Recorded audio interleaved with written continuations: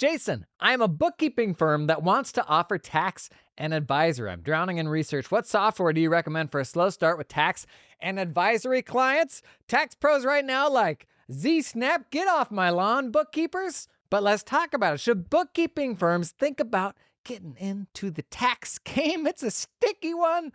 Come on in, let's dig in. Bookkeeping firms getting into taxes.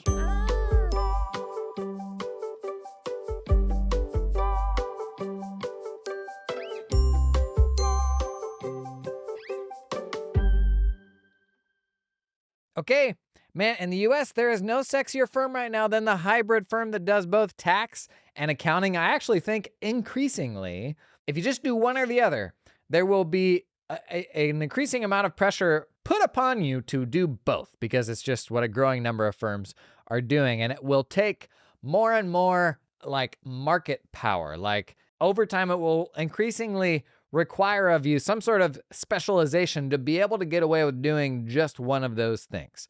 There will always be a path to just doing one super very specific thing. I mean, there's firms that just do tax planning. Like there's firms that just do one very specific thing where you're like, how could they ever get away with running a whole business just doing that? There will always be a path to be able to do that, just the stuff that you want to do, but it may have to come with some market power. Like you may have to be perceived as the guru to justify people being willing to come to you just for that one thing. And I think this will actually increasingly be the case. I think it will be harder to just do bookkeeping. I think it will be harder to just do tax because the market's kind of shifting towards people doing both, right? It's what I did in my accounting firm. It was an 80-year-old tax firm, and I rolled a bookkeeping practice in it, and people loved it. And it's much more, it's interesting. It is much more acceptable to go from tax to bookkeeping than it is to go from bookkeeping to tax. You go from tax to bookkeeping and people say, well, you are so progressive.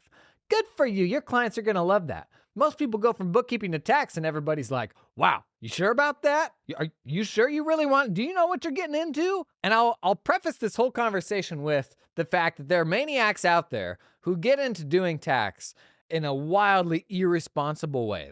There are wrong ways to do it, but there's also totally legit ways to do it. And it may be the right thing for many bookkeeping firms to do. And so that's what we're going to focus on today. If you want to seriously do this, what's the responsible way to step into it? Because it is more than software. It's a whole lot more than software. So 3 thoughts, followed by 2 thoughts, followed by the outro music. So first thought, if you're thinking about wading into tax, there's a version of tax that you can do without you having to do the tax yourself. And I think this is probably the best place to start. Look for another firm that you can partner with that will do your tax work, but you can package that outwardly to your clients as sort of a unified package. And we don't, firms don't often build this sort of partnership thinking for some reason because it's, I don't know, living in different firms, that's not a thing that you can do. Let you in on a secret.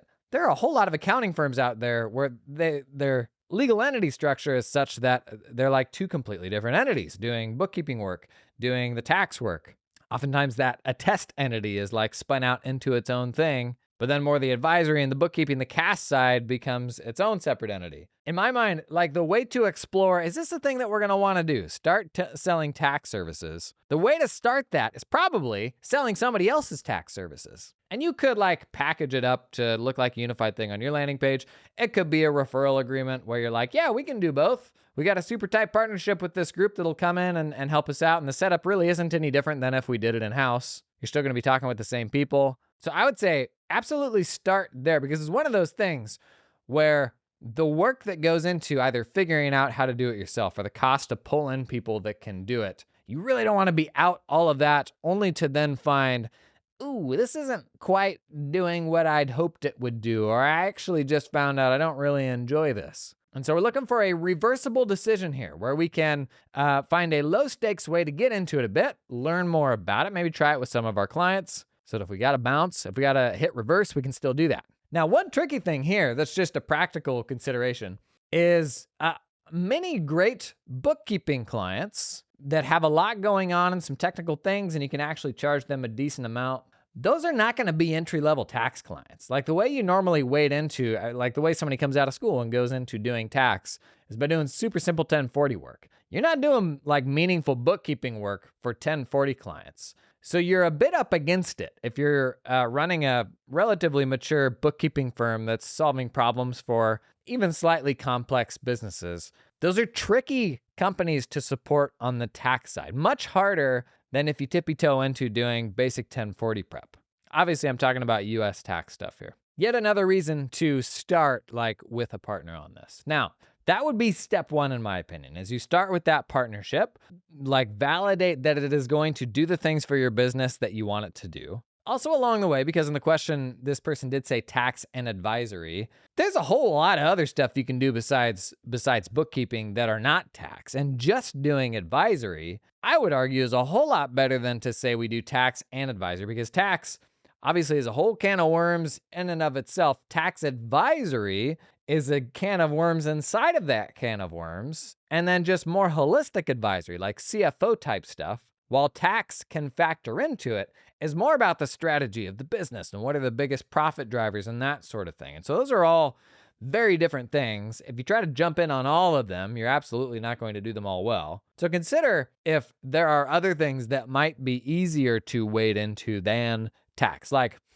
simply advisory calls, at month end. Bill pay, payroll, cash planning, tech advising, even wealth management. The normal sort of adjacent stuff that you see bookkeeping firms growing into. Maybe this firm has already explored those things, but a lot of those might be lower lift than getting into tax. So stage one, find somebody to partner with. Stage two, if you're digging that and you're like, okay, I'm actually enjoying this, stick with that partnership and basically contract out the review portion. And this is especially true for those solo hustlers or small firms out there who don't really have a second set of eyeballs to fall back on. This is where setting up a partnership with another firm makes a ton of sense, even if it's just another person. If you are building this expertise in-house, or if you are doing the work yourself, and it's probably worth digging into that because those are two very different things, you could absolutely go out and develop all this expertise yourself. Depending on what state you are in, there's going to be different requirements for what credentials you need or don't need to sign tax returns for people. Like Oregon, I think, is really good. They've got sort of this progression of this Oregon-specific credential. You go out, you get your EA. CPA is super overkill if you just want to do tax work. EA is probably the shortest path there.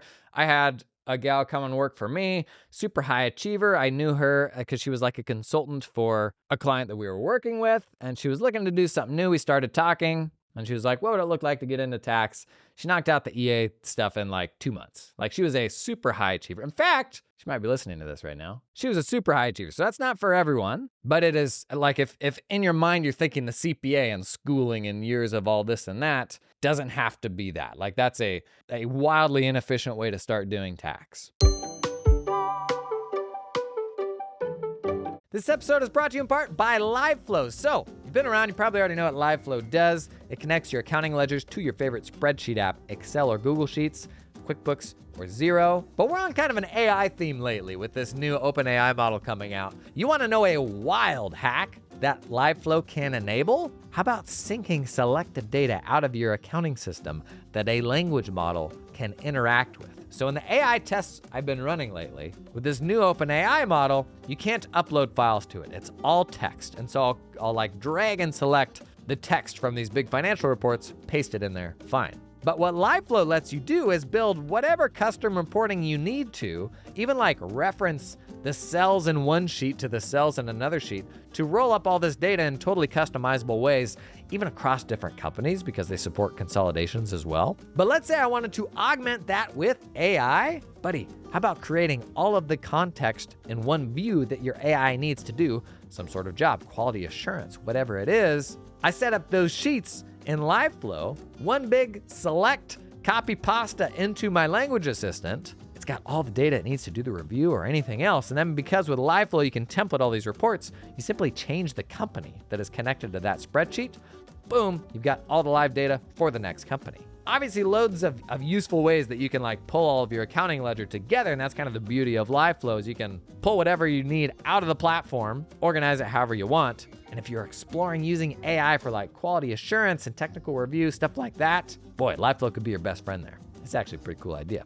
Learn more about LiveFlow, the link down in the show notes. This episode is sponsored in part by TeamUp, who will help you find talented folks in the Philippines to work for your accounting firm. They have recruiters on the ground in the Philippines. We'll find you awesome people. I'm looking at a bunch of them right here. Rona, that's her name. She's got a bachelor's in information systems. She went to work for a US firm as a virtual assistant. They're paying her $10.70 a month. She had 4 years experience. She's handling people's inboxes, calendars, and scheduling, their social media. A firm hired her through TeamUp. How about Aaron? He's got a BS in accounting. He's a CPA. 6 years income tax, US income tax prep experience. So he's doing everything. Business, personal, hustle, and ultra tax. US firm hired him. They're paying him $19.65 per month. Farah, she's got an MBA and a CPA. Was last running an entire team of bookkeepers. 6 years experience. US firm hired her. They're paying her just over $3,000 a month to run a team. A team, gang. Whether these folks are in the US, whether they are abroad, they are capable of running any part of your accounting firm. Particularly as a lot of firms are moving towards like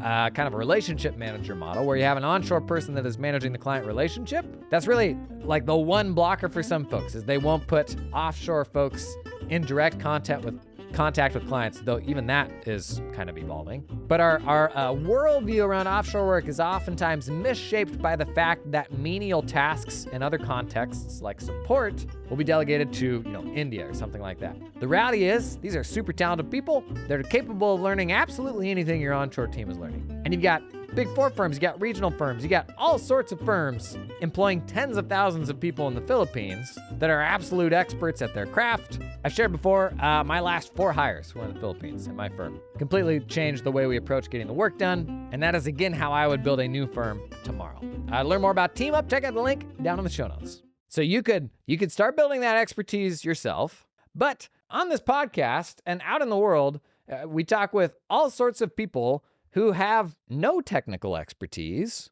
but have the audacity to buy a tax firm, to launch a tax firm. And there's another situation where our mind goes to the maniacs, the people who are doing that irresponsibly, but there's a whole lot of people that are doing it really, really well and responsibly and pulling in the technical expertise. Because on the other end of the spectrum, the biggest blocker of most small firms is the notion that you have to be the best at everything and everything has to go out the door with your blessing.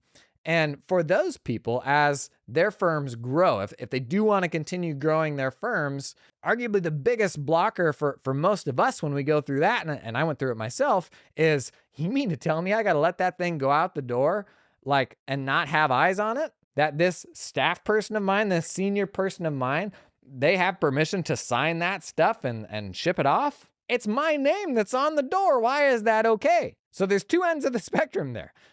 The folks that want to do it all themselves, oftentimes they ultimately get to a point where they have to pry their fingers off of that. But the other end of the spectrum, in some states you might need a CPA or you may need this or that to be able to call yourself an accounting firm. But a trap in running any kind of business is having to position yourself as the one that needs to be the alpha, the peak expert at every single thing that happens inside of your business. That is just a lonely, lonely road to sadness.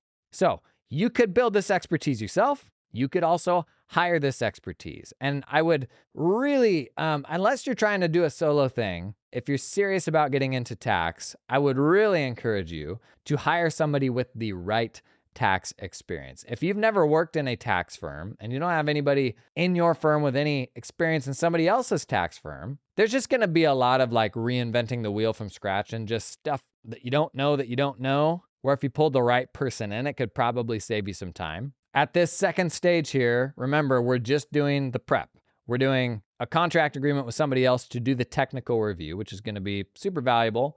Ultimately, in any kind of accounting firm, as you know, because you run a bookkeeping firm, what matters is the quality assurance process. What matters is ensuring that it's correct when it goes out the door. I honestly don't really care how the sausage gets made up to the quality assurance step, because that's what actually ensures that everything conforms when it goes out the door. So when you're getting started here and you don't have a huge degree of confidence or technical capabilities within the firm to ensure that everything is going out the door correctly, then that partnership for you is going to be invaluable. And it's not until you have kind of let that see its course that I think you go to the third step and go fully DIY. You do all the prep, you do all the review, you do all that stuff internally. And again, don't try to put all of that on just your shoulders. That's an exceptionally hard thing for anybody to do, even if they have a bunch of tax experience, to run a firm solely on their expertise. Like if you came of age in a larger firm, or even, a firm with 20 people, it is such an amazing resource to be able to ping somebody with a question or like, hey, I heard you were working on this thing for this other client. Can you tell me how that worked out and like give me some shortcuts? If you're in an itty bitty firm having to figure every single one of those things out for yourself, especially if you're a generalist firm, that is a lot of work. I will say the internet makes that a little bit better. In fact, some folks we know and have even talked to on the podcast went out and launched the, Insight Tax Community. We'll put a link to that down in the show notes. It's insight.tax. And the whole idea here is like it's a community of tax pros that are supporting each other on like tough technical things. And so if you are a small firm runner or a solo operator, having an online community like this of other tax pros who are in a similar position that can help you get to your answers quicker, that's invaluable. But don't think that you got to do it all yourself. Also, don't think that like tax is the only option. If you're trying to go deeper with clients, I would say tax maybe in some ways can actually be a trap because tax is oftentimes the generalist solution. Like everybody needs tax work, but what's something that is more specific to a client avatar that I want to do more work with? Like if I do tax, it will attract people generally, yes. But if I do this like, specific compliance reporting for loggers or for oil refineries or, something very, very specific, that's the sort of thing that honestly is a much lower bar to learn and figure out than income tax, which is exceptionally complicated. And it puts you out there for a more specific type of client. So that's easier to systematize, it's quicker to learn, and it makes you more likely to stand out in a crowd of, how many accounting firms are there now that do bookkeeping and tax? I don't want to say a dime a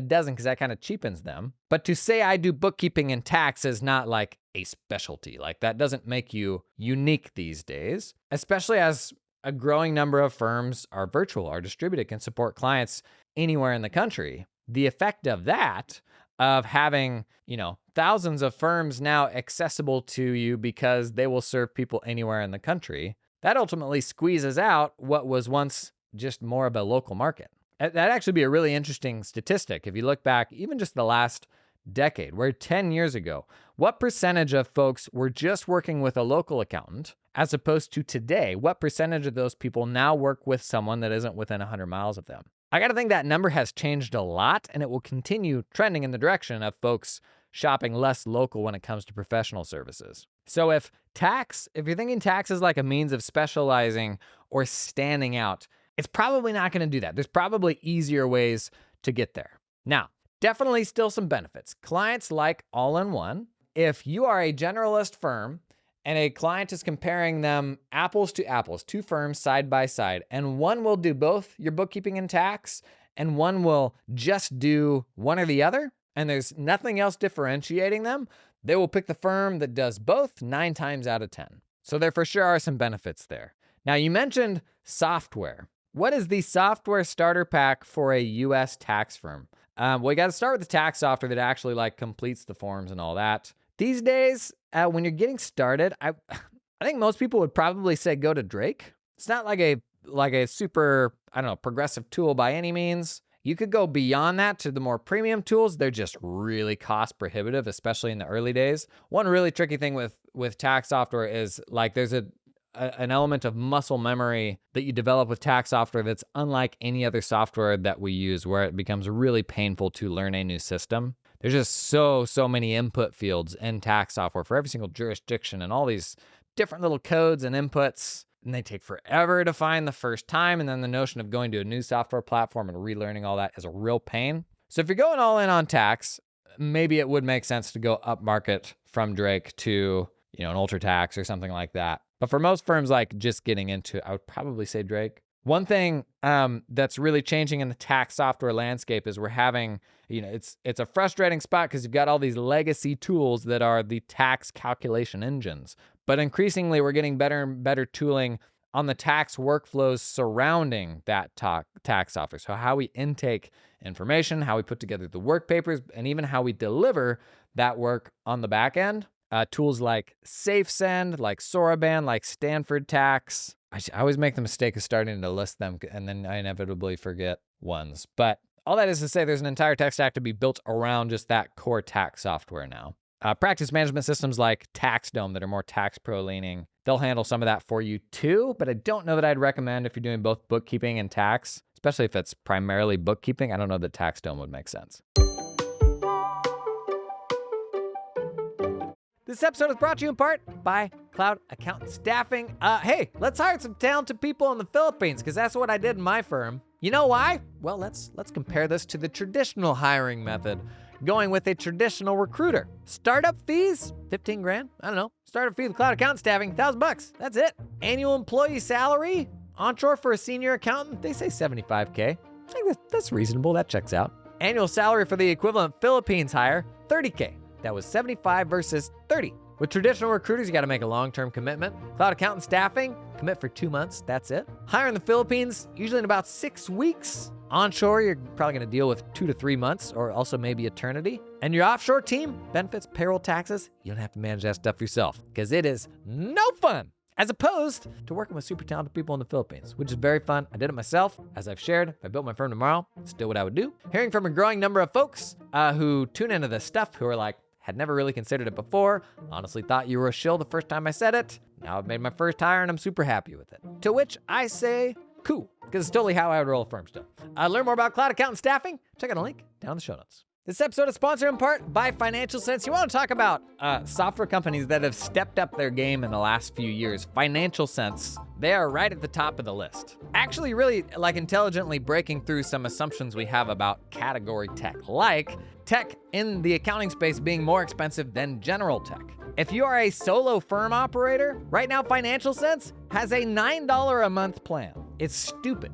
It's frankly wrong, and they shouldn't be doing it. It's irresponsible. But solo firm runner, look me in the eyes. If you're listening, look me in the ears. Solo firm owner, I see the spreadsheet that you're using to manage projects, okay? I see those stanky old lead sheets. Stop it. You know you shouldn't be doing this. No amount of analysis paralysis, well, it's working for now, makes that okay, all right? Financial Sense is gonna unlock a whole bunch of stuff for you, like automated requests, having a system that you can actually pull other people into and scale, a client-facing portal so clients can self-service and grab copies of stuff. You know, the niceties of a practice management system. And if you are not a solo firm runner, I got a deal for you. I'm gonna drop a little coupon code down in the show notes, then get you 10% off the big boy plans from Financial Sense, okay? One thing I've always loved about Financial Sense, anybody can head over to their site, literally click a button and start using it. And that is the signal of a product that believes if you can touch it, you'll like it. Ooh. Maybe don't trademark that one. But they wouldn't be letting you use it for free if they didn't believe that once you got in there, you were gonna like it. Okay, solo firm peeps, go out, get Financial Sense on the cheap. Bigger firm peeps, grab that coupon code down below and learn more about Financial Sense. Now, software around advisory, on the other hand, there are solutions out there that are a more turnkey approach to advisory. One that comes to mind is LivePlan. I don't know if they're still, I saw them around a lot 3 to 5 years ago. That's liveplan.com. We can put that in the show notes. Basically, it's kind of a soup to nuts, more turnkey approach to advisory work. And whether you buy that turnkey approach off the shelf or whether you develop it yourself, that is the key to doing advisory well. Don't just rock up to a meeting and plan on having insights. There are people that can do that for sure. And maybe for those people, that's the best way to advise. Maybe that's superior to the advising framework, pulling it off the shelf. But for 99% of us, having a turnkey way to do that, that is ultimately the best way to run your firm, because you can plug other people into that. You can standardize what meetings look like, how you prep for meetings, what the deliverables are. And as we get a bit more specialized, you can shape how that advisory works to be specific to the pains that type of entrepreneur has. And then you're really doing some cool, meaningful stuff. One of the big pushbacks for specialization is people are like, it's all the same. It's just marketing. And on day one, that might be the case. But becoming a good advisor is developing those frameworks that are specific to the problems that type of person has. What are the things that just keep beekeepers up at night, just keep taxidermists up at night? Developing a framework to solve for those things, that's cool. Those are I think the coolest firms and the ones that stand out, they are unique in the market, that that client isn't going to look across the street at the other accounting firm and be like, why don't I just have them help me? Because what you do is unique to them. Now, I can tell you now, a lot of very logical, like nuts and bolts, practical stuff there, right? But I can tell you why people don't do this. And what your main blocker will be is like self-limiting beliefs. The bookkeepers listening to this, the main thing that's blocking you is you telling yourself that you're a bookkeeper. I don't do tax. Maybe a degree of I can't do tax. And if you don't know tax, no, you can't do tax. I said it's funny how there's more shame going from bookkeeping to tax than tax to bookkeeping. Boy, nothing proves to you just how much tax pros don't know how to do bookkeeping than trying to launch a bookkeeping practice inside of a tax firm. Being able to hustle debits and credits and pack some AJEs into the ledger does not make you a bookkeeper. And so being able to run a bookkeeping practice efficiently and knowing the right way to do all that stuff and the tools to use and how to make that stuff as turnkey as possible, that's absolutely a learned process too. Like tax pros don't just roll out of bed and know how to do that one day. But there is like this mystique around tax that either right or wrong, that's a tougher hill to climb for bookkeepers to get into tax. But you just got to be aware that like there's a really big force here is going to be you telling yourself whether or not you're capable of that thing. And for me, the best hack for that has always been, how do I surround myself with some people who are either on the same journey or a bit ahead of me on that journey? Like there is virtually no, I've talked about this before. My favorite example is around tax advisory, because most tax firms, they sell quote unquote tax planning and they charge like next to nothing for it. While other firms like won't take on a tax advisory project for less than, 10 grand, because those fees can be framed more through the lens of like, how much money am I going to save for you? Or how much tax am I going to defer by doing this tax planning project? And tax pros will see, and stick with me, bookkeepers, like this is like the most powerful analogy to me about how you reframe your thinking. Tax pros will look at those other firms that can charge astronomical rates for quote unquote tax advisory and think either that's irresponsible or they're just straight up making it up because I can't even imagine doing that. And so how do you take that other firm's reality where you have people that are happily paying for that and make it your reality? You surround yourself with people for whom that is normal. If you went to lunch once a week with 4 other firm owners that were charging 10 to 15 grand for tax advisory, just having casual conversation, that is going to program you. That's going to become normal for you. So what are the things right now that feel like unimaginable for you? Or where you look at your other firm and you're like, boy, like I don't even get it. I wouldn't know where to start. My clients would never go for that. Getting to there, because like consider like, do I want to be there? And oftentimes the answer is yes. And there's like an element of jealousy, and it's easier to bury that with, man, they're not telling the truth, or that's irresponsible, or they're overcharging. But if that's something that we want to learn more about and like figure out how could I make that normal for me, the best way to do it is by spending time with those people, being able to pick their brain, building a network of other folks like you who are on similar spots on that journey to you, finding them online, being the one that's willing to send a DM and be like, hey, would you mind just like hopping on a Zoom and we can chat? Besides like the social awkwardness of that and not wanting to be the one that puts themselves out there and gets rejected. It's the exact same thing my kids struggle with. Besides the discomfort of that, oftentimes we can think if we're trying to get something from them that we have nothing to offer. Man, it's totally not the case. Like running an accounting firm is not that linear. I think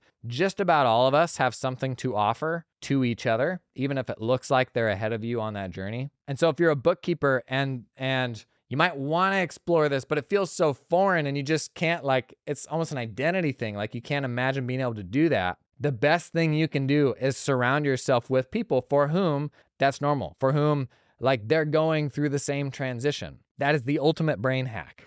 In fact, sometimes you just need a pep talk. Arnold, can you give me maybe some tough love here? Listen to me. Stop being a baby. You think I became Mr. Olympia by doubting myself? No. You have the skills to transform your bookkeeping firm into a tax powerhouse. You're just too scared to admit it. Stop whining, get over your inferiority complex, and start dominating like the champion you are. Now get to work. I'll be honest. When I get out of bed in the morning, there's whole lot of days where I don't feel like a champion, and the notion of doing a whole new thing that is really hard feels impossible. Enough of this feeling sorry for yourself. Champions aren't born, they're made through blood, sweat, and tears. You think every day I wanted to lift weights or act in movies? No, but I did it anyway. You have to push through those weak moments. If you don't feel like a champion, then train yourself until you do. Now, go out there and conquer your day. Okay, so I don't know. What do I do next? What should my first step be? Seriously? You need me to hold your hand for every little step? Pathetic. If you can't even figure out your own first move, maybe you're not cut out for this. But fine. Start by immersing yourself in tax law. Oh, Learn the basics. Find a mentor or take a course. Do something, anything, other than just whining about it. Now get off your butt and make it happen. you're right, Arnold. I need to stop being a little puny man and just get on with it. Exactly. Stop being a puny man and unleash the beast within. Hmm. You have the power to do this. So crush your doubts and show the world what you're made of. Now go, dominate. There you go. Stop being a puny little man and dominate, okay? See you in the next one.